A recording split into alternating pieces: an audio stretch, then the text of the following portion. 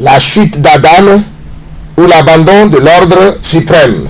Dans ce message, nous voulons parler de comment Adam, le premier homme, a désobéi à l'ordre suprême.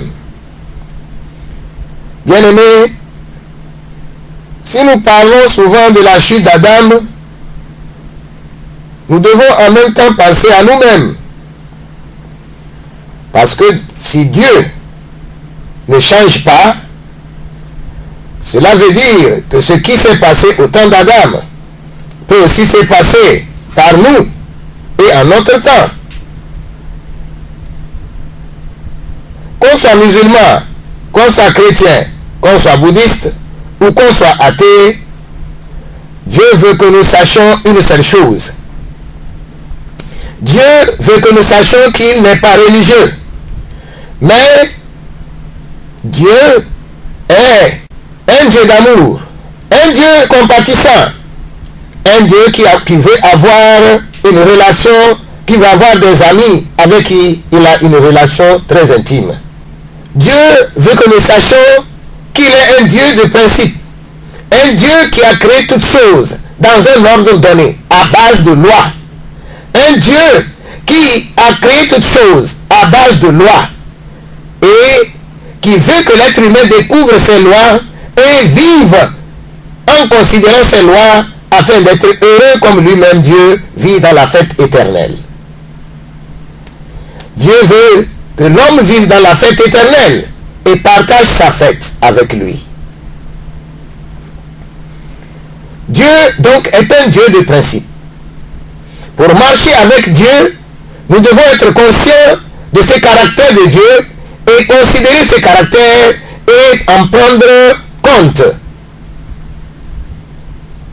Qu'est-ce que l'on doit savoir dans cette affaire du principe et du caractère du principe qui entoure le Créateur?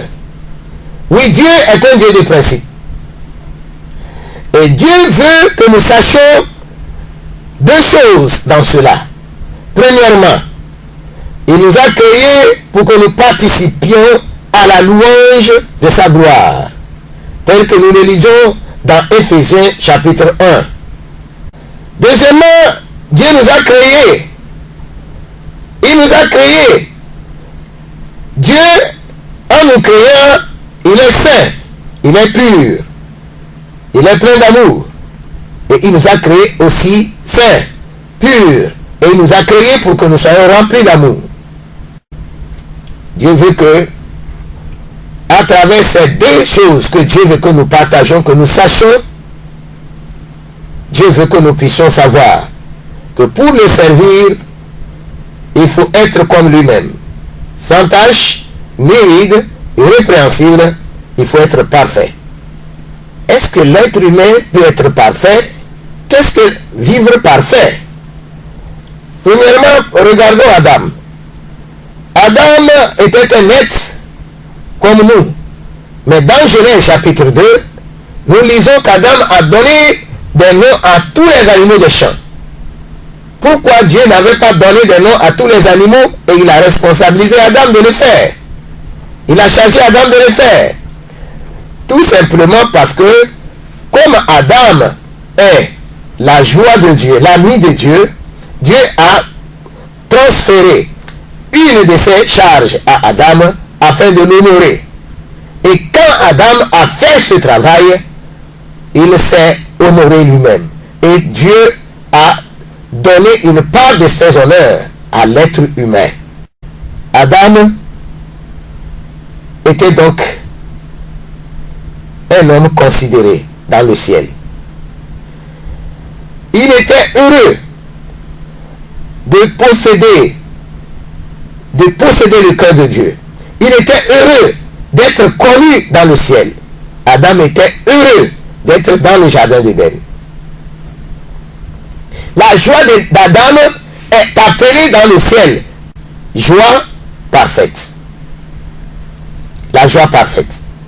Cette joie, la joie d'avoir Dieu comme ami, la joie de posséder un Père impérissable, un Père qui ne meurt pas, cette joie est ce que nous appelons la joie parfaite. Bien-aimés, il y a plusieurs types de joie, plusieurs sortes de plaisir dans le monde. Mais nous appelons ici la joie d'Adam, joie parfaite. Parce que par cette joie, dans cette joie, Adam trouvait tout ce que Dieu a fait bien et bon. Il comprenait ce qui se passe dans son environnement. Il comprend ce qui se passe dans son monde. Et il vit en harmonie, non seulement avec son monde, mais aussi avec le Créateur du monde. Adam comprenait ce que Dieu est en train de faire. Et Dieu aussi comprenait Adam. Et la joie entre Adam et Dieu était mutuelle. Voilà l'objet de la création de l'être humain. Adam comprenait Dieu, Dieu comprenait Adam. Et les deux se partageaient la joie.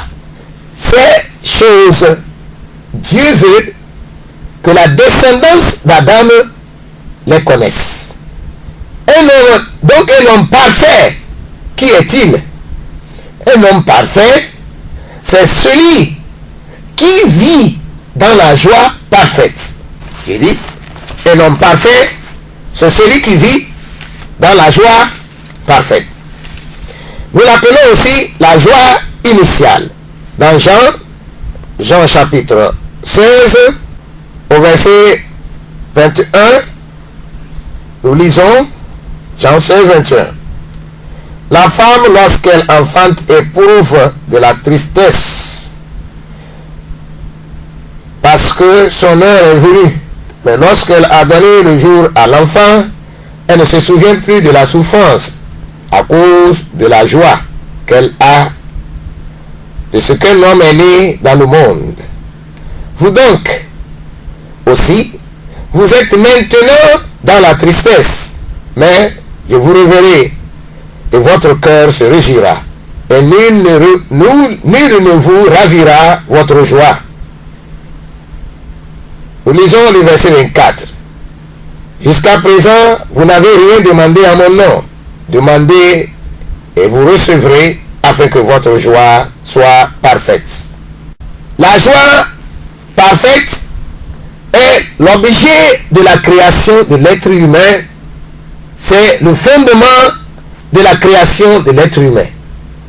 Dieu tire une joie en voyant l'être humain qu'il a créé, qui joue son rôle, qui fait ce que Dieu veut, loin du cadre dans lequel il vit. Et Dieu est content de voir l'être humain gérer le monde, diriger le monde, selon sa volonté. Si un être humain arrive à vivre cette vie, on dit que cette personne-là est devenue ou est un être parfait. Un être parfait, c'est celui qui vit la vie de Dieu, qui connaît le cœur de Dieu et qui a le cœur de Dieu. Jésus-Christ a enseigné à plusieurs reprises sur la joie parfaite.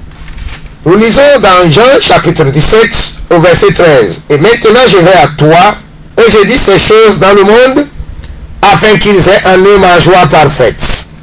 Vous voyez comment le Seigneur, Dieu tient compte de la joie parfaite. Vous ne pouvez pas dire que vous êtes parfait si vous n'avez pas la joie du ciel. Et vous ne pouvez pas avoir la joie du ciel si vous ne connaissez pas le plan de Dieu pour vous-même. Dans Jean chapitre 5, au verset 19, nous lisons: Jésus reprit donc la parole et leur dit, en vérité, je vous le dis, le Fils ne peut rien faire de lui-même, il ne fait que ce qu'il voit faire au Père. Et tout ce que le Père fait, le Fils aussi le fait pareillement. Ce qui fait la joie, ce qui donne la joie à un être parfait, ce qui cause la joie parfaite, c'est la connaissance. La connaissance de la volonté de Dieu. Seuls ceux qui sont parfaits sont ceux qui sont les fils de Dieu. Il veut dire que les fils de Dieu seuls sont les êtres parfaits qui sont dans le monde. Sur la terre, on dit d'un être qu'il est parfait quand cette personne connaît la volonté absolue de Dieu. Il connaît la volonté de Dieu à l'absolu. Il vit en communion, en union avec Dieu lui-même. Si tu arrives à vivre en unité d'esprit, en communion spirituellement, en communion dans tes actes, dans le comportement, en communion de caractère, de comportement, si tu arrives à communier avec Dieu de façon absolue, on dit de toi que tu es un être parfait. Tu n'es pas n'importe qui. Tu ne fais pas partie du royaume du désordre. Le royaume de Satan est un royaume dans lequel tout le monde se débrouille. C'est un monde dans lequel tout le monde se débrouille. C'est un monde dans lequel la loi du plus fort est la raison. Le monde dit que qui veut la paix prépare la guerre.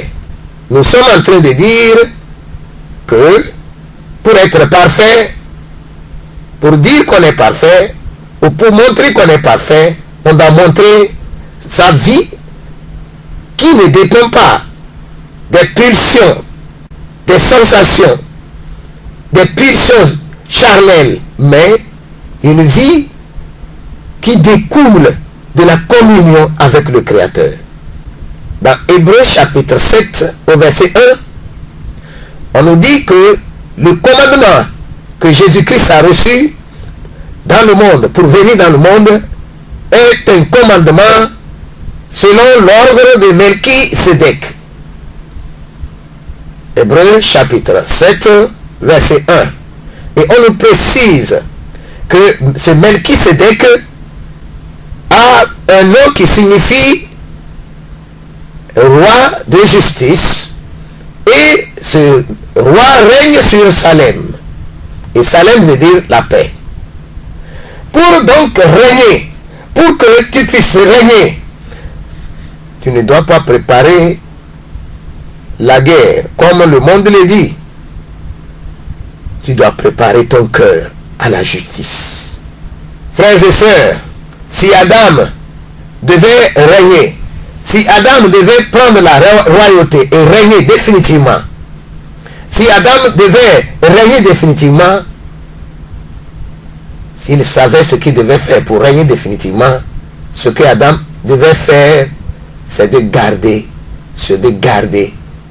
son cœur, garder sa vie, garder et protéger sa vie. Si vous n'avez pas la justice dans votre vie, qui vous donnera la paix? La paix, la richesse et la gloire ne sont pas aux pécheurs. Aujourd'hui, le monde entier, tout le monde cherche à vivre une vie de richesse, une vie de bonté, une vie de grâce, une vie de gloire, une vie comblée de toutes choses, toutes sortes de biens. Mais nous ignorons le chemin. C'est ce que nous allons voir dans ce message. Adam était dans le jardin d'Éden et il vivait, il déployait la vie d'autorité sur toutes choses, tout ce que Dieu a créé. Et il ne le savait pas. Il ne savait pas qu'il inspirait la peur à Satan. Satan qui a été chassé du ciel, qui a été précipité du ciel sur la terre. Il ne savait pas qu'il inspirait la peur. Le diable et ses anges voyaient la présence, la création d'Adam et Ève comme un signe qui mettait fin à leur règne sur la terre, à leur règne dans l'univers. Et pendant ce temps, quand Dieu parlait à Adam et à Ève, cultivez et gardez le jardin, cultivez et gardez le jardin, vous avez un ennemi, cultivez, gardez votre patrimoine, pour que votre ennemi ne s'empare pas de votre patrimoine. Et si vous péchez, si vous vous séparez de moi, si vous vous séparez de moi, alors le signe de votre séparation sera ce fruit-là, de cet arbre-là qui est au milieu du jardin. Et qu'est-ce que nous voyons? Dès que Dieu a parlé ainsi à Adam, Satan, sachant que Dieu a mis un signe pour voir, pour constater, pour prouver, pour démontrer l'attachement continuel d'Adam à son ordre qu'il lui a donné. Dès que Satan a remarqué que le signe a été donné, Satan a commencé par former des projets de venir vers l'homme et de le détrôner. Pour détrôner quelqu'un dans son appel, pour détrôner un être dans les grâces divines que Dieu lui a données, cela ne se fait pas avec des armes. Cela ne se fait pas avec des massues, ni avec des mitrailleuses. Pour détrôner Adam, Satan a bien réfléchi et il est venu vers Adam avec ce qui peut le séparer de Dieu, ce qui peut empêcher Dieu de venir au secours de l'homme. Bien-aimé, rien ne peut favoriser le diable à vous vaincre ou à vous faire mal. Satan n'a aucune chance de réussir dans votre vie. Les démons n'ont aucune chance de vous nuire. Si Satan arrive à te nuire, si dans ta vie tu vois la nuisance dans ta vie, le malheur dans ta vie, l'échec et la déception dans ta vie, il faut comprendre clairement que ce qui peut causer cela, ce n'est pas le manque de force de ton Créateur de soutenir sa parole, mais ce qui peut causer ton malheur, ta chute, c'est le péché, la désobéissance. Tant que tu connais, tu sais qu'il y a un Dieu, et tu sais aussi qu'il y a un diable dans le monde, et que tu sais que le diable a un temps, on lui a donné un temps pour être définitivement éradiqué de la face de Dieu. Si tu sais cela, et tu sais que les temps sont en train de finir, à l'heure où nous sommes en train de parler, il faut chercher à entrer dans l'ordre suprême, dans l'ordre que Dieu a établi pour ceux qui veulent sauver leurs âmes. Quand vous comprenez tout cela, vous comprenez tout cela et vous vous mettez à rechercher les voies et les moyens pour observer l'ordre que le Créateur nous demande d'observer. Alors on dit de vous que vous êtes né de nouveau. Et après cela, on dira de vous que vous êtes un citoyen du royaume de Dieu. Tous ceux qui sont citoyens du royaume de Dieu vivent en communion avec la pensée de Dieu. Ils observent l'ordre que le Créateur a établi. Parce que le royaume de Dieu est un royaume d'ordre. Le royaume de Dieu est un royaume organisé. C'est un royaume de principe. Parce que Dieu lui-même est un Dieu de principe. Maintenant, comment Satan a réussi? Comment a-t-il fait pour détrôner l'homme? Premièrement, dans Genèse chapitre 3, au verset 1, il est écrit: le serpent était le plus rusé de tous les animaux des champs que l'Éternel Dieu avait fait. Et dit à la femme: Dieu a-t-il réellement dit, vous ne mangerez pas de tous les arbres du jardin? Nous remarquons dans ce passage qu'il y a eu mention d'un animal, le serpent. Donc, le serpent, on dit ici qu'il était rusé. Qu'est-ce que cela veut dire? Cela veut dire que le serpent avait une maladie. La ruse est un péché. Nous allons nous poser la question de savoir comment un animal, dans le temps du jardin d'Éden, comment un animal pouvait avoir une maladie? Nous savons que dans le temps du jardin d'Éden, le diable et ses anges avaient déjà été renvoyés du ciel. Mais comment le serpent, quand est-ce que le serpent, lui, a été dans cette situation? Nous allons remarquer tout d'abord que le serpent faisait partie de l'équipe de Satan. Satan travaille avec une équipe. Satan a une équipe. Les maladies et les problèmes que le monde est en train de traverser, les crises, les tensions qui qui secouent le monde, notre monde actuel, elles sont causées par l'équipe de Satan. Satan a dans son équipe toutes sortes de personnes. Nous allons voir que Adam et Ève vont entrer dans l'équipe de Satan après qu'ils auront péché contre l'Éternel. Toute personne qui pêche, dit le Seigneur, devient automatiquement esclave du diable. Tous ceux qui servent Satan sont dans l'équipe de Satan. Satan a utilisé ici les serpents parce que le serpent a déjà été pris par le filet du diable. Satan a pris les serpents dans ses filets et a utilisé les serpents, et le serpent a ouvert sa bouche et Satan a parlé à Ève, la femme d'Adam. C'est ce qui se passe dans le monde. Des gens sont possédés et le diable les utilise pour accomplir ce qu'il voudrait faire parmi les hommes. Et c'est ça qui attire la colère de Dieu sur la race humaine. Lorsque les démons, lorsque Satan utilise un être humain, utilise indirectement ou directement un être humain, à 2 ou 3 reprises, ça souille le milieu, ça amène des problèmes dans le milieu, ça cause des problèmes, c'est des problèmes dans le milieu. Et des dégâts s'en suivent. Et la colère de Dieu ne manquera pas de descendre au milieu de ces personnes. C'est pourquoi, bien-aimé, il est tellement dangereux de se laisser utiliser par le diable.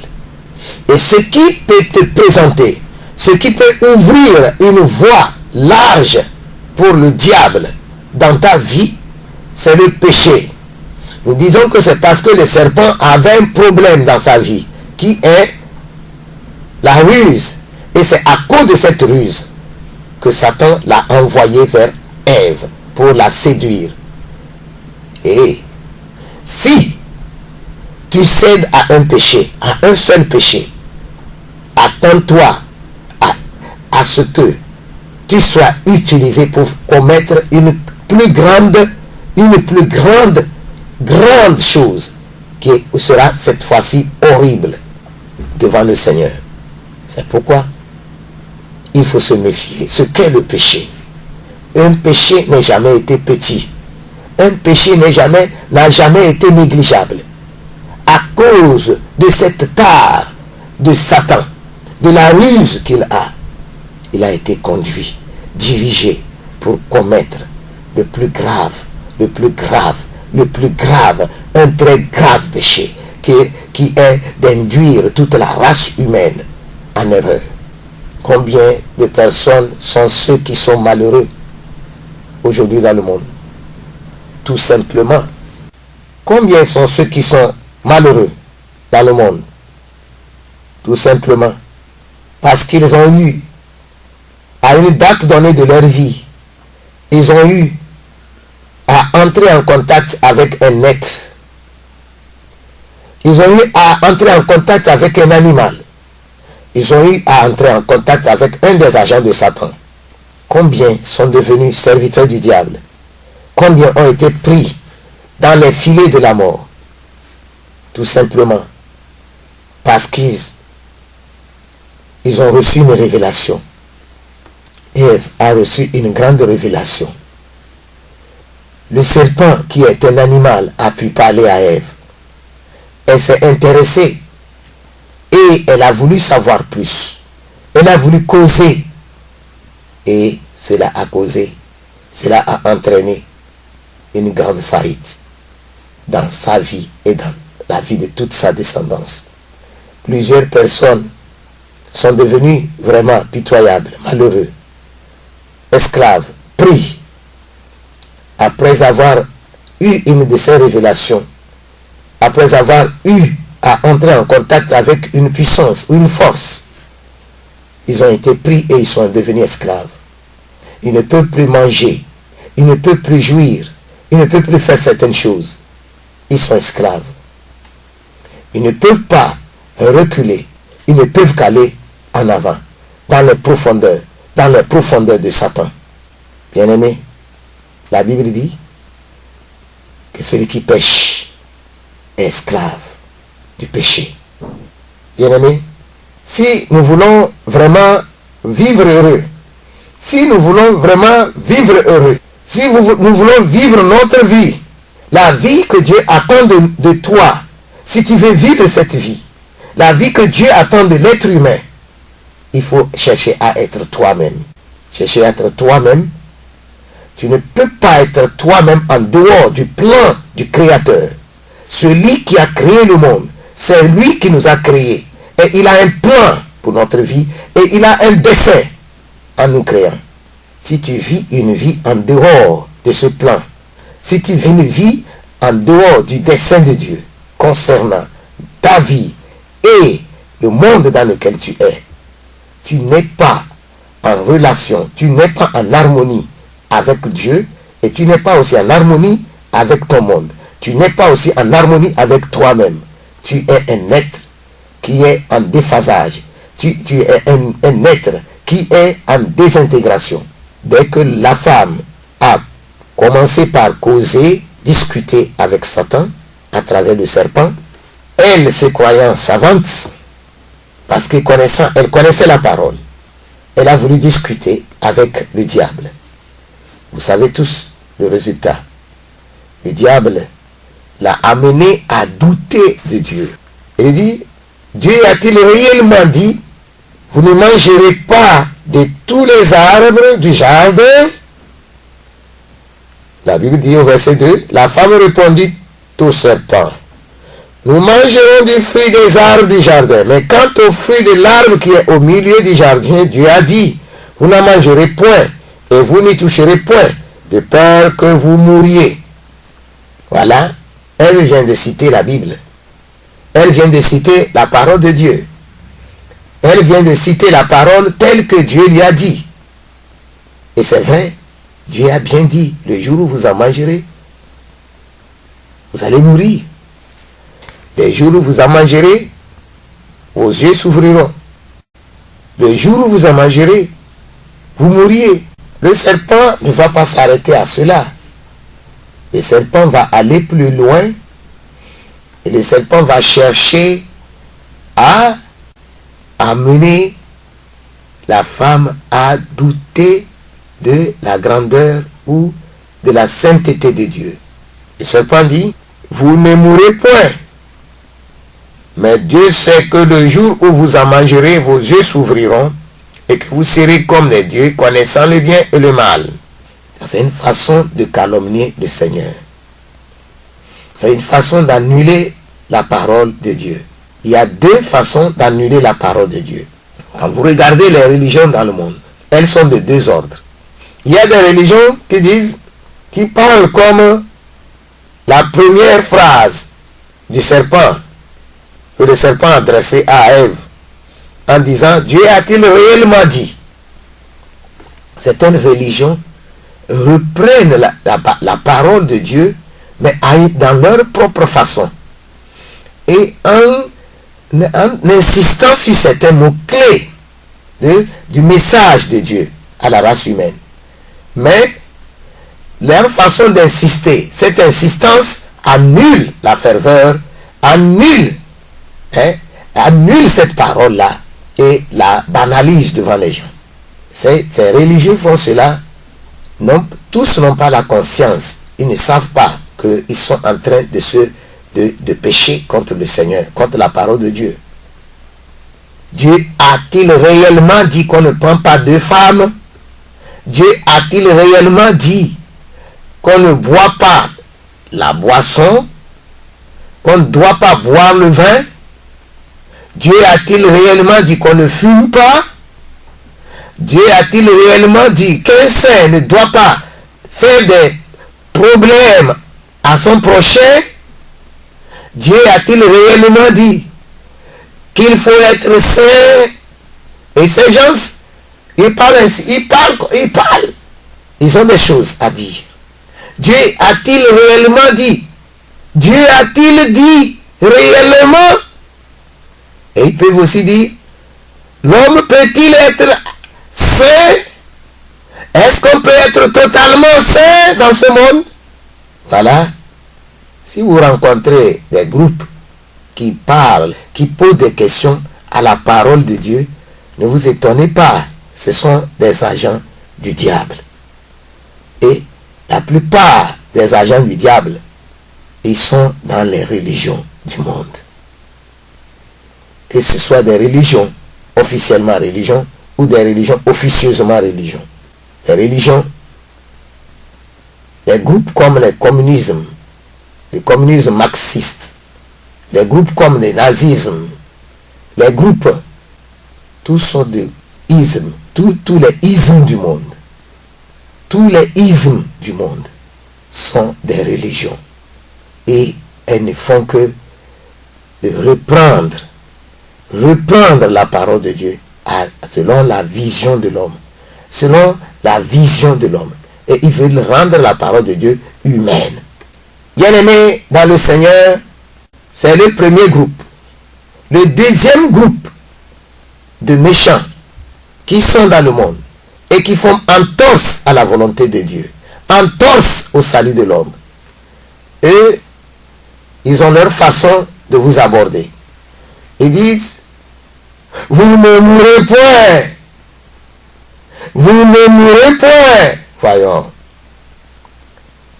Quand Dieu dit, il y a l'enfer qui est en train d'être préparé pour le diable et ses anges, tel que nous le lisons dans Matthieu 25.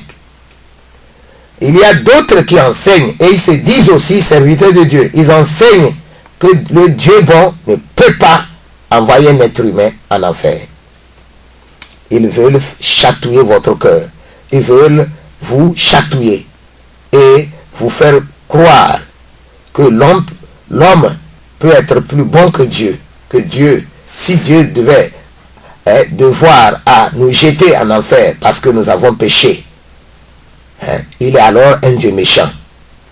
Et alors, plusieurs personnes ont douté et ont jugé Dieu et se sont dit finalement, je vais adorer le Dieu de cette religion-là. Et le Dieu de cette religion, lui, n'a pas d'enfer. Sachez-le bien, mes bien-aimés, ce Dieu, selon le cœur de l'homme, ce n'est pas le Dieu de la Bible. Même si ces gens-là disent qu'ils connaissent la Bible, ils ne connaissent pas la Bible. Ils ne la lisent pas. Même si vous reprenez la Bible et vous ôtez les versets qui parlent de l'enfer, laissez-moi vous dire que votre Bible n'a pas de sens. Elle n'a pas de fondement. Parce que le fondement des Écritures, c'est la justice de Dieu. Et nous venons de dire que tu ne peux pas avoir la paix si tu n'as pas la justice. Il n'y a pas de règne sur Salem s'il n'y a pas de Melchizedek. Il faut être Melchizedek pour régner sur Salem.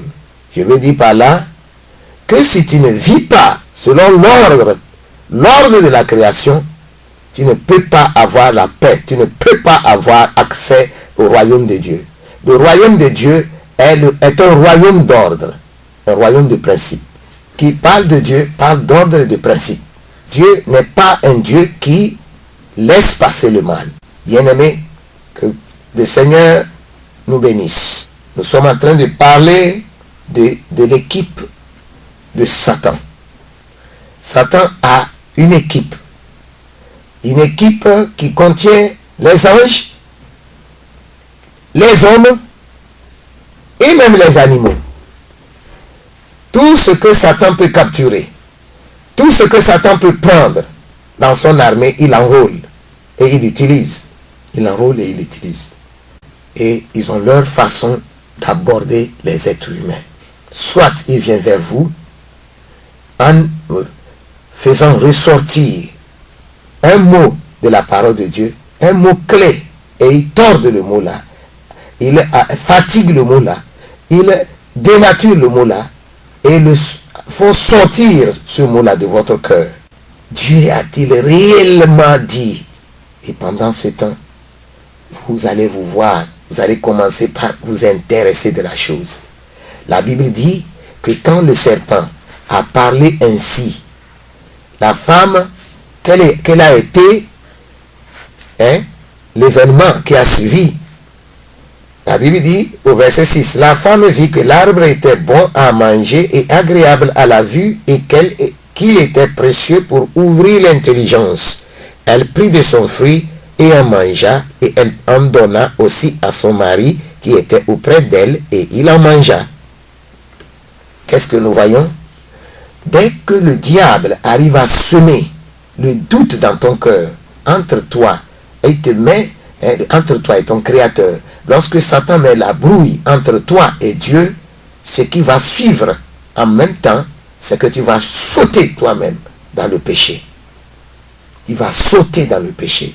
Tu ne vas même plus marcher pour entrer dans le péché, mais tu vas sauter. Qu'est-ce qu'il faut faire pour éviter de tomber dans le cas de Ève? Ce qu'il faut faire pour éviter de tomber dans le cas de Ève, premièrement, il ne faut pas discuter avec Satan. Il ne faut pas compter sur la parole que tu connais pour discuter avec Satan.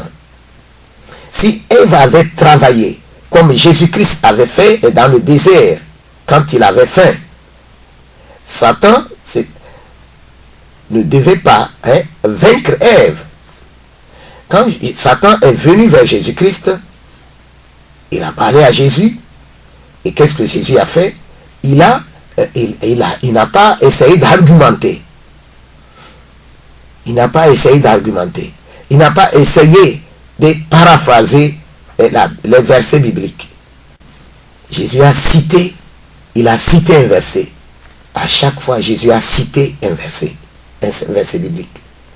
Et Ève, de son côté, elle a paraphrasé ce que Dieu avait dit. Et Satan a réussi à placer un mot, a réussi à placer un autre mot. Et quand Satan s'est mis à parler mal de Dieu, Dieu sait que le jour où vous en mangerez. Donc, ce qui veut dire que Dieu, Ève a compris que Satan connaît bien Dieu et que Dieu ne tient pas à parole, il n'est pas bon. Supposons que quelqu'un se met devant vous et dit, et il parle mal de votre professeur ou de votre chef d'entreprise. Vous ne le connaissez pas sur ce point. Mais il dit que, le monsieur là, je le connais. Mais il sait bien que toi, tu es ceci et que lui n'a pas ça. La personne va créer la brouille entre toi et ton responsable. Et la finalité, c'est quoi? La finalité, c'est que tu vas te mettre à mépriser ton responsable. Tu vas poser des actes qui vont montrer à ton responsable que maintenant tu as l'air de le mépriser. Et tu vas commencer par pécher devant cette personne qui est pure et innocente. Madame Adam, Ève, une fois qu'elle a entendu les mauvais propos de Satan à l'égard de Dieu, Ève s'est mise à mépriser Dieu. Elle a méprisé Dieu et elle a sauté dans le mal. Il faut éviter de causer avec le diable. Il faut éviter de causer, de parler, de bavarder, de communier avec Satan. Si tu es dans un groupe religieux, si tu es avec un certain peuple, un certain groupe de peuples qui ne connaît pas la parole, qui ne vit pas la parole, qui ne connaît pas l'ordre suprême, l'ordre que Dieu a donné, a donné à notre race, si tu vis dans l'ignorance de l'ordre que Dieu a établi, tu vas vivre en présence des pécheurs. Et ta vie sera une vie de péché. Ta vie sera une vie de péché. Nous allons nous demander pourquoi même dans le jardin d'Éden, Adam va chercher mieux. Ève et son mari vont chercher mieux. Dès que la femme a mangé le fruit, le mari était à côté. Le mari, je ne sais pas s'il vient d'arriver ou il était à côté, il entendait tout ce qui se passait. Mais est-il que le mari, la Bible dit qu'elle en donna au mari. Peut-être c'est en ce moment que le mari arriva. Et le mari aussi, ayant appris que, mais il y a meilleure chose que ce que nous avons ici dans le jardin d'Éden. Le mari aussi a opté pour pour cette meilleure chose. Et il la mangea. Nous connaissons la fin de l'histoire. La Bible dit que les yeux de l'un et de l'autre s'ouvrirent. Le verset 7 dit, les yeux de l'un et de l'autre s'ouvrirent. Et ils connurent qu'ils étaient nus. Ayant cousu des feuilles de figuier, ils s'enfirent des ceintures. Notre question ici, qui a raison et qui a tort? Dieu dit qu'ils mourront. Le diable dit que leurs yeux vont s'ouvrir. Et qu'est-ce qui s'est passé quand nous comparons les Écritures du même chapitre? Bon, ok. Du chapitre 2 au verset 16 et 17. L'Éternel Dieu donna cet ordre à l'homme, tu pourras manger de tous les arbres du jardin. Ça c'est le verset 16 du chapitre 2. Et le verset 17 dit, mais tu ne mangeras pas de l'arbre de la connaissance du bien et du mal, car le jour où tu en mangeras, tu mourras. Voilà, effectivement. Dieu a bien dit, c'est l'arbre de la connaissance du bien et du mal. Et Satan, lui, il a dit que c'est un arbre qui ouvre les yeux. Le verset 5 du chapitre 10, mais Dieu sait que le jour où vous en mangerez, vos yeux s'ouvriront et que vous serez comme des dieux connaissant le bien et le mal. Où se trouve la vérité? Entre les deux versions. La version de Dieu sur l'arbre défendu et la version de Satan sur l'arbre défendu. Le résultat ici, c'est que après avoir mangé le fruit défendu, le verset 7 dit, les yeux de l'un et de l'autre s'ouvrirent. Ils connurent qu'ils étaient nus et ayant cousu des figuiers, ils s'enfirent des ceintures. Bien-aimés, n'allons pas trop loin. La Bible, surtout les versets de la Genèse, sont des livres.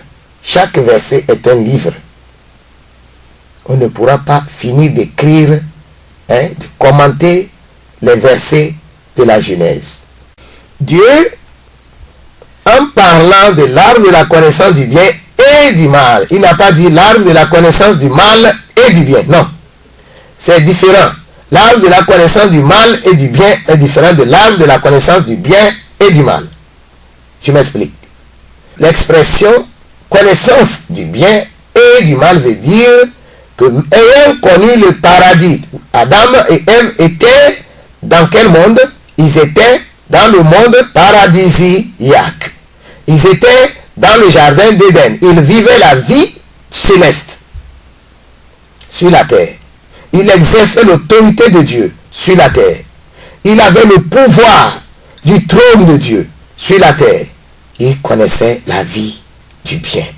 Dieu est absolument bien. Dieu est absolument saint. Donc, ayant connu la sainteté qui est le bien, si tu mangeais cet arbre-là, tu vas aussi maintenant entrer dans la vie de pauvreté, de misère, de mal, de maladie, de souffrance, etc. Tout ce qui est mauvais. Alors, c'est ce que Dieu disait en disant, c'est l'arbre de la connaissance du bien et du mal, ou de la mort. C'est-à-dire que tu vas passer du bien au mal, et tu seras alors ce qu'on appelle mort, un mort.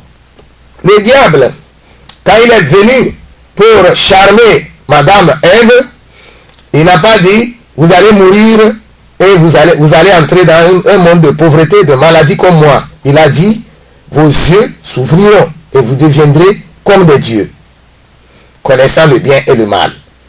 Donc, Satan, si nous devons comprendre ce qui se passe aujourd'hui, ce qui fait que les gens s'éloignent de Jésus-Christ, ce qui fait que les gens s'intéressent beaucoup aux religions et ils abandonnent la vie et l'ordre suprême, l'ordre de Dieu qui a été établi pour que l'être humain puisse entrer dans son règne, dans sa puissance. Ce qui fait que les hommes aiment le mensonge, ils aiment les ténèbres, ils abandonnent la vérité. C'est que Satan reprend la Bible à sa manière. Laissez-moi vous dire que les gens se sont laissés tromper et croient que la Bible est fausse, que c'est l'Europe, que c'est les Européens qui ont écrit la Bible. C'est lamentable et c'est pitoyable. Si en ce 21e siècle, l'homme n'a pas réussi à se soustraire de la calomnie de Satan, et l'homme accepte la calomnie et le mensonge des démons, c'est regrettable. C'est regrettable. Quel est alors le signe de développement de notre science? Quel est alors le signe de notre maturité et de la croissance de l'esprit humain?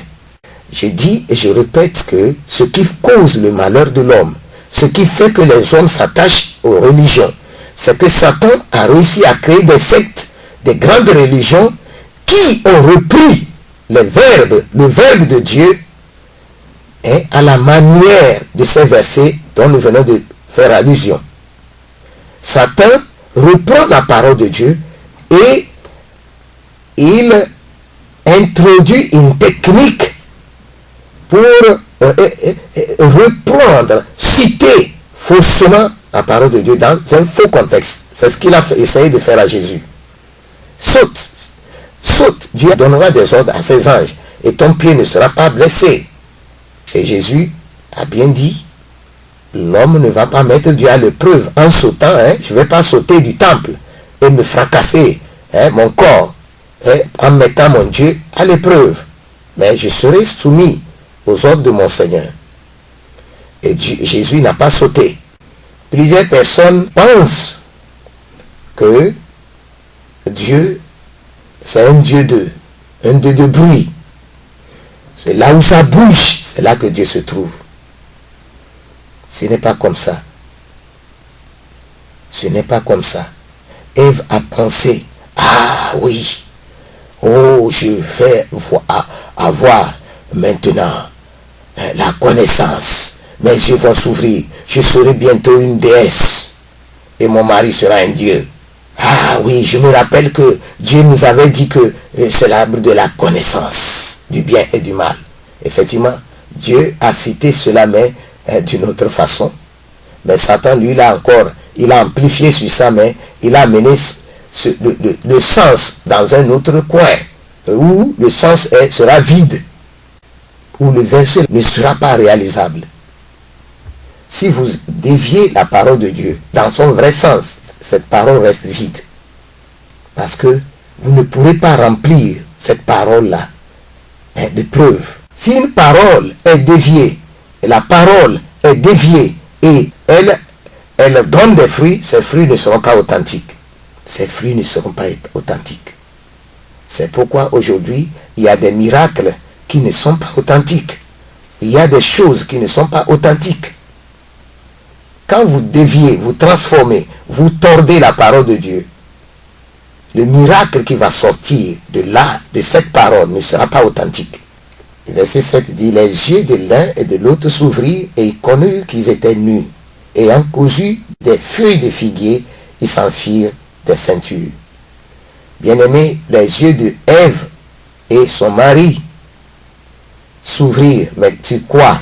Sur le séjour des morts. Le monde dans lequel nous sommes est ce que la Bible appelle l'autel ou le séjour des morts. Là où les morts attendent. C'est un terminal. Le terminal de la création, c'est ici. C'est ici. Satan qui a commencé sa vie au paradis, Adam a commencé sa vie dans le jardin d'Éden, l'aboutissement de tout, tous se rencontrent dans ce terminal et à partir d'ici, il y a deux voies. L'enfer ou le paradis. Et c'est terminé. Donc ici est l'attente. C'est là où les gens attendent leur dernière direction. Si, à partir d'ici, tout ce que tu fais, tu ne mérites pas d'être racheté, d'être pris, ton sort sera l'enfer. Ici est ce que la Bible appelle le séjour des morts. Quand vous allez sur une maison à étage, quand vous êtes quelque part un peu plus haut, que vous pouvez voir un marché, une foule de personnes, souvenez-vous que parmi cette foule, ces gens que vous voyez devant vous, certains sont sans aucune chance de pouvoir aller au ciel. Ils sont ignorants. Ils sont encore esclaves. Ils vivent, ils servent Satan. Adam et Ève, quand ils ont désobéi à Dieu, quand ils ont quitté le plan de Dieu pour leur vie, quand ils ont quitté les desseins de Dieu les concernant, ils sont devenus immédiatement des outils de Satan. Ils sont devenus des outils de Satan. Et les enfants qu'ils vont engendrer, parmi eux, un sera possédé, un sera pris par Satan et sera utilisé pour commencer par faire du mal sur la terre. Si nous vivons dans le séjour des morts, si tout ce que nous faisons, nous le faisons selon la chair, selon le monde, si nous vivons la vie selon le monde et non selon Dieu, nous sommes la descendance de Ève et d'Adam.